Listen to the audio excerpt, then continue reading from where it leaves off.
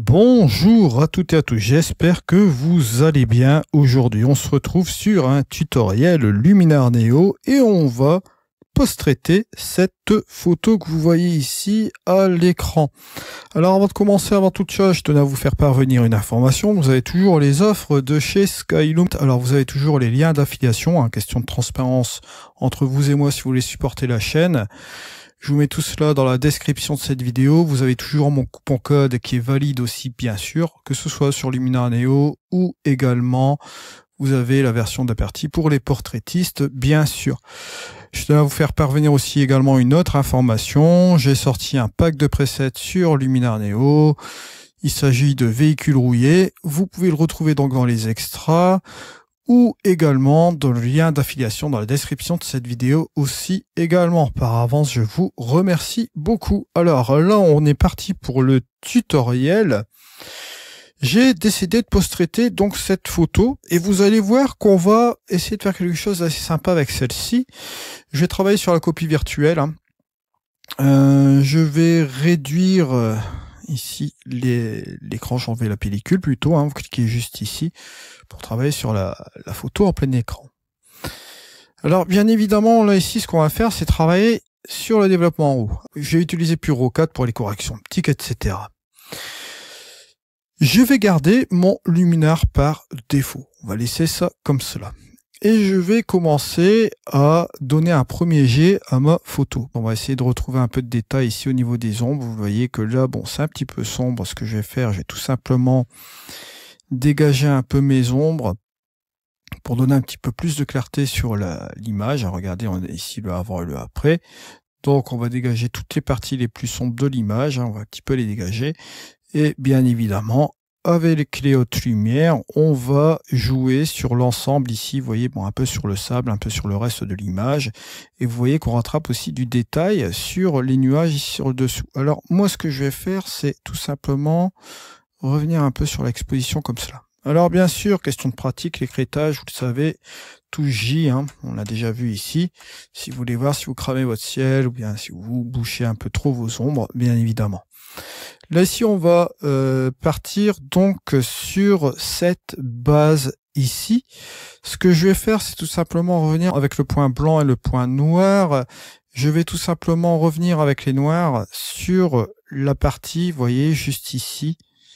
Voilà. Et au niveau des blancs, bon, si je dégage un petit peu comme cela, je vais faire attention parce qu'au niveau de mon ciel, vous voyez qu'il commence un petit peu à s'assombrir un peu comme cela. Mais bref, là, vous voyez que ici, si je fais ma petite différence avant et après, on a un petit effet début de soirée sympatoche. C'est dans cet esprit-là que je vais partir, on va dire.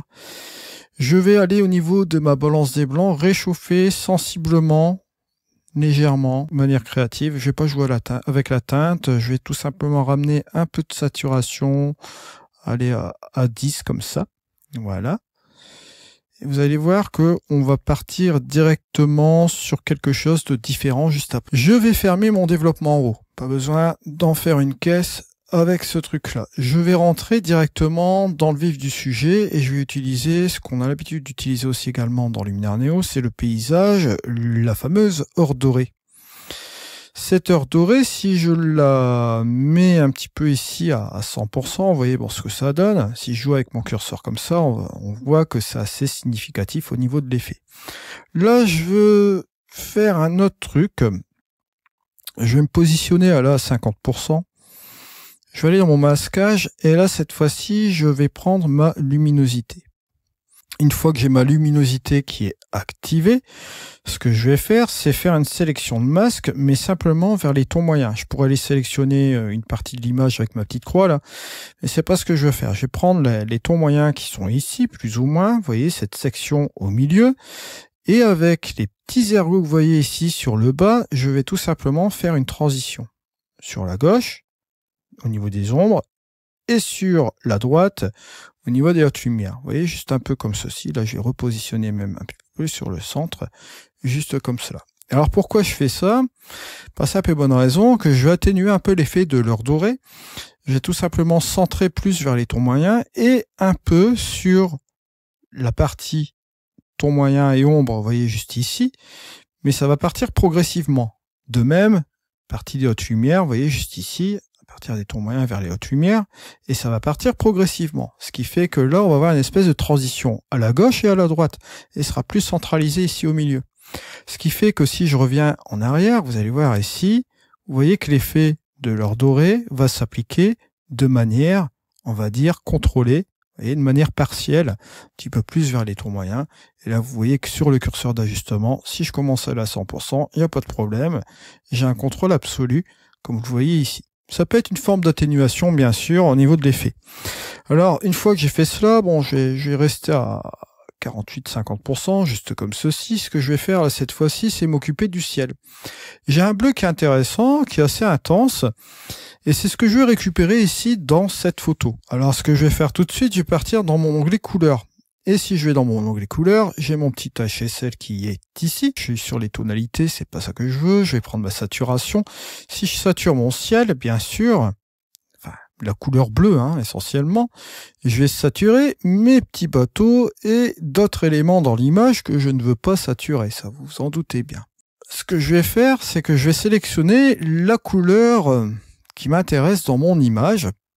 Et là, je vais aller encore dans mon masquage et cette fois-ci, je vais prendre l'onglet couleur. Alors, il y a un petit temps de calcul assez rapide. Je vais sélectionner mon ciel, juste ici.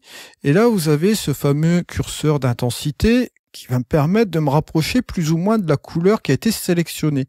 Alors là, bien sûr, si je viens complètement aussi sur la partie 0, comme on le voit ici, et plus je vais avancer, bien évidemment, plus je vais sélectionner cette couleur, on va dire, mais de manière moins précise. C'est-à-dire que là, si je reviens ici en arrière, je vais contracter et je vais me rapprocher un peu plus de cette couleur.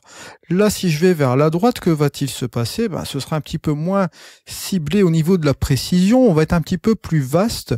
On va sélectionner, bien sûr, tout ce qui est aux alentours des pixels de cette couleur, bien sûr, mais on sera un petit peu moins précis, bien évidemment, et on va prendre plus de choses. Alors, double choix, si je viens ici en arrière, que se passe-t-il? Bon, vous voyez que c'est relativement intéressant, mais ça va me faire une espèce de ligne ici qui n'est pas vraiment très souhaitable. Alors, si je viens juste ici, vous voyez que bon, là, c'est intéressant. On a la sélection du nuage qui est juste ici. Bon, là, si je regarde mon petit truc, bon, bien sûr, on va avoir une affectation ici dans le nuage, bien sûr, et on a cette sélection qui va être un petit peu plus ou moins gênante au niveau des bateaux. Mais je vais vous montrer un petit truc assez sympatoche. Malgré tout, on peut revenir ici sur l'arrière. On va dans les actions du masque, on va afficher notre masque, et là on voit les parties qui sont non désirables, on va dire. Alors ce qu'on peut faire, c'est tout simplement une petite chose qui va être rapide à faire, c'est prendre notre petit pinceau et d'utiliser la partie effacée. Alors je vous rappelle, vous pouvez toujours aussi utiliser vos crochets et agrandir votre, comment dirais-je, votre taille de pinceau, ou bien évidemment vous pouvez aussi également jouer avec cette taille qui est ici, c'est la même chose, vous pouvez jouer avec l'adoucissement, d'accord, si vous voulez être doux au niveau des bords lorsque vous allez effacer, ou peindre, et jouer avec une certaine intensité. Bon, là ici, on prend toujours l'effacer, et je vais tout simplement effacer cette partie des bateaux qui est ici, d'accord, ça va pas être vraiment nécessaire pour nous, et on peut bien évidemment jouer avec autre chose, on peut réduire même la taille de la brosse, vous voyez cette partie-là, on peut l'enlever aussi également, voilà, on est juste comme cela, puis on va dire que bon, c'est quand même pas mal. Je reviens sur mon ajustement et là vous allez voir que forcément on va pouvoir jouer avec la partie qui nous intéresse ici au-dessus et non pas le reste bien sûr. Alors là je vais pouvoir un peu saturer ici et ce que je vais faire c'est un truc assez sympa, c'est jouer avec la luminance aussi des bleus, je vais baisser la luminance des bleus pour avoir cet effet là. Autre chose, on a un truc qui peut bien marcher aussi, comme on a ici de l'eau qui est juste là, on a l'amélioration de l'eau qui peut être pratique. Alors on va essayer de monter la quantité pour voir s'il va bien détecter. Vous voyez qu'il marche relativement bien. Vous voyez que là il a sélectionné ici au niveau du masque. Voilà, c'est pas trop mal. La partie essentielle là, allez, pourquoi pas, on va sélectionner cette partie là. Alors bien évidemment, hein, là on voit ce qu'on veut affecter. Si on veut mettre un petit peu plus de bleu, pourquoi pas, vous voyez, c'est un petit peu plus sympatoche comme ça, ou on peut même changer ici avec le vert, voilà, juste comme ceci. On peut se rapprocher plus de la couleur originale à 100%, et là si on revient en arrière, bien évidemment, on peut changer un peu cela. Bon, faut y aller vraiment délicatement, parce que bon, normalement ici la mer elle est bleue, mais là forcément comme elle est peu profonde, comme elle s'est retirée ou bien qu'elle remonte tout doucement, bien évidemment on a l'effet du sable ici. Mais bon, c'est un petit ajustement qu'on peut appliquer aussi comme cela. Une fois qu'on a fini tout cela, regardez, on peut faire la différence entre le avant et le après, et vous voyez que bon, déjà avec ces quelques petits réglages, on a fait un petit truc sympa. Dernière petite chose, et là, bon, on va pas chercher midi à 14h, on peut appliquer un peu de structure, la structure AI qui va nous permettre aussi de jouer principalement sur les parties, on va dire, qui vont être nécessaires. On va devoir ajouter un peu de la structure. Là, par exemple, ici, si je mets du 28, vous remarquez, si je fais un avant et un après, la structure va s'appliquer principalement ici, un peu là, bon, sur les bateaux. Sur les nuages, ça va s'appliquer, mais bon, un peu moins, parce que l'algorithme veut qu'il détecte aussi ce que nous avons dans l'image, d'accord? Et donc, il va ajuster sa structure par rapport à cela. Mais si néanmoins vous voulez cibler une partie, on va dire, de votre image par rapport à la structure AI, on peut toujours aller dans le masquage, et là on a aussi la sélection d'objets ou le masque AI. La sélection d'objets qui marche aussi relativement bien. On va le voir ici, vous voyez qu'on peut sélectionner des parties ici dans notre image. Là, vous voyez que là, bon, bah, on va sélectionner ces parties ici. On pourrait très bien prendre cette partie-là, cette partie-là, cette partie-là. Après, là, ici, vous voyez que, bon, si vous y allez progressivement, bon, vous arrivez à des résultats qui sont assez sympatoches. Même ici, regardez au niveau de l'arbre, il prend mon arbre. Là, il prend mon arbre aussi. Vous voyez que c'est quand même assez sympatoche, voilà, juste comme ceci, il peut prendre les objets comme cela. Ça, à vous de voir, voilà, juste comme ceci, hop, hop, hop. Alors maintenant, si vous manquez un petit peu de précision, bon, parce que là, vous voyez que c'est vraiment pour des trucs assez précis. Là, vous voyez que vous avez des petits écarts, là, juste ici. Si vous voulez agrémenter un petit peu ce masque-là, puis là, vous voyez que ça déconne aussi un petit peu sur ce truc-là, là, sur la partie qui est là. Deux choix possibles. Soit vous restez sur cet élément-là, ou on peut partir sur autre chose. Je vais vous montrer un autre type de masquage qui peut marcher aussi également par rapport à la sélection d'objets. Donc là, je vais revenir un peu en arrière. Je vais revenir sur ma quantité ici en structure. Voilà, je vais me remettre à 19. Il se retrouve donc juste ici. On va repartir dans les modifications, c'est pas gênant. Et au niveau du masquage, ce que je peux faire, c'est tout simplement utiliser ce qu'on va dire ici, la couleur aussi. Voilà, pourquoi pas. Et je vais prendre cette couleur-là. Je vais me baser sur cette couleur qui va être ici. Et vous voyez que ça va me générer un masque. Et là, l'intérêt ici de jouer avec le masque de couleur par rapport à la segmentation, vous voyez que la segmentation, les bords sont très tranchés, quoi. Tandis que là, ici, vous voyez que c'est mieux fait au niveau de la transition, comme on le voit ici. Mais vous allez me dire, ouais, bon, on peut encore préciser cela, bien sûr, regardez. On peut ramener encore plus d'avantages ici, comme ceci. D'accord.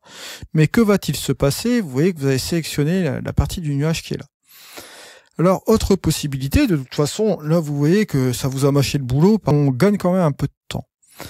Vous allez tout simplement regarder au niveau de l'ajustement ce que ça donne. D'accord. On voit ici le avant et le après. On va repartir quand même dans le masquage.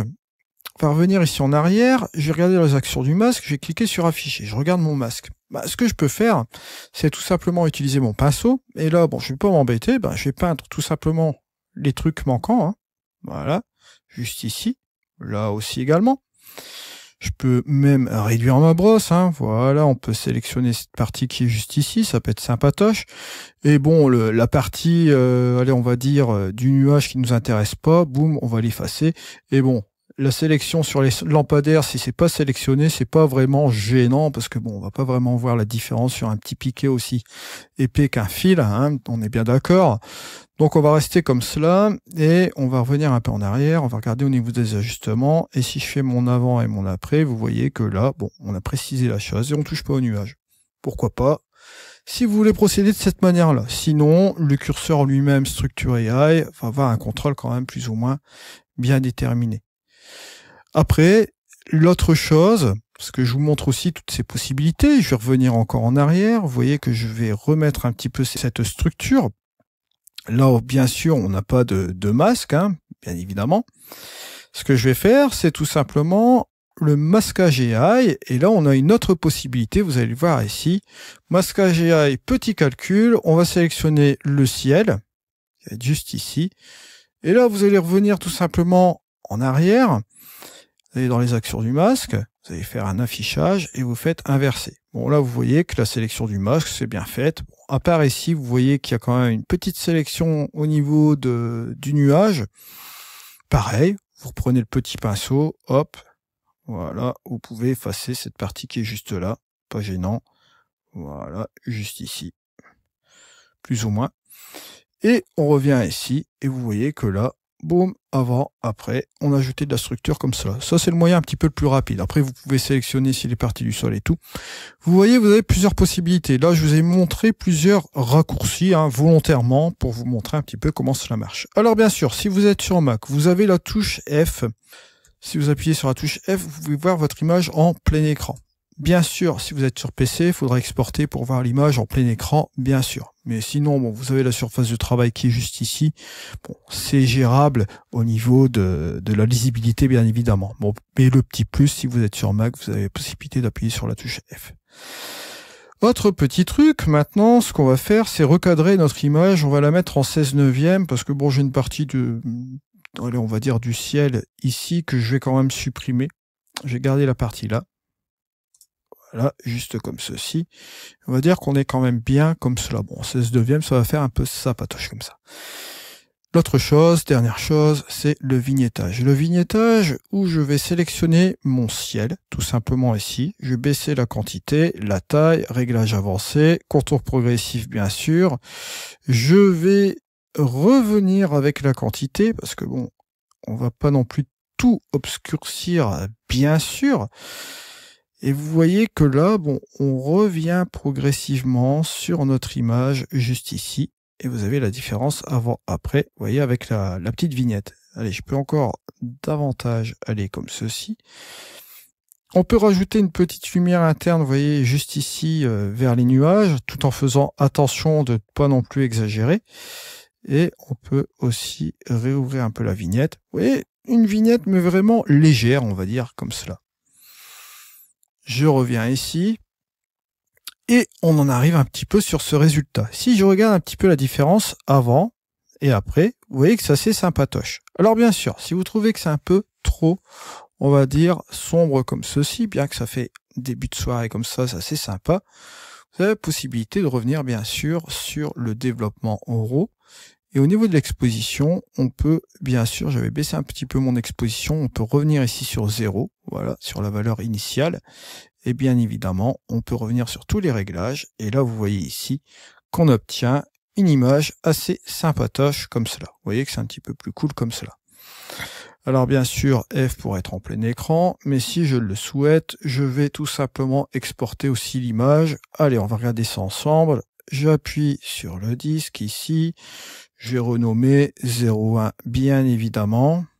Et je vais cliquer sur enregistrer. Et on va regarder la photo ensemble. Et vous voyez qu'on a un résultat qui est quand même assez sympatoche. Je reviens dans Luminar Neo et vous voyez que ici on a le avant et le après. Je vous fais un petit balayage. Regardez ici avant et après. Et on a réchauffé, puis ramené un petit peu plus de lumière, puis fait des petits trucs assez sympatoches. Voilà, c'est la fin de ce tutoriel. En tout cas, je vous remercie de m'avoir suivi. On se retrouve dans une prochaine vidéo. J'ai des petits trucs à vous ramener aussi. J'ai plein de petits trucs en préparation. Je vous expliquerai un petit peu ce que j'ai fait ces derniers temps. Voilà. En tout cas, un grand merci. C'était Eddy. Ciao.